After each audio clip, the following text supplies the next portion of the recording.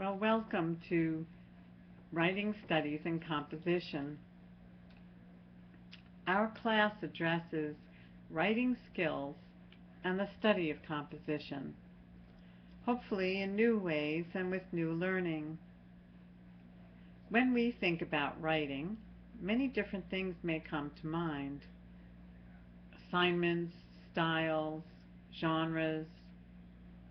What I hope to accomplish here during this semester is not to teach you how to write, because of course I assume you're coming in with that ability and knowledge, but instead how to become a more conscious writer. And so what do we mean when we say a conscious writer? Are you aware of yourself as a writer? Do you think of yourself as a particular type of writer or a writer at all? Maybe as an academic writer, maybe a fiction writer or a poet even.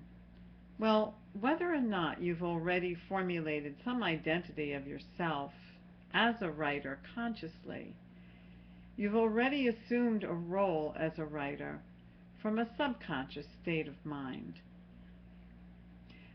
My goal is to move your awareness of writing to the front of your thinking and to bring you into a mode of writing that is much more deliberate than it has been.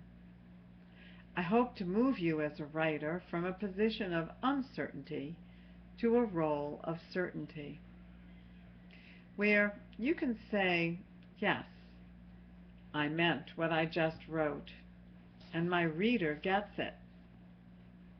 Okay, so when we think about writing and move ourselves forward, we need first to establish where we are now, to figure out a plan about how we will get to where we want to be by the end of the semester. I'd like to begin with a definition of the verb to write, and to determine what you think the activity of writing is all about. So let's begin with what Webster says about writing. Some of the definitions are as follows. 1. To scratch, to engrave, to write. 2.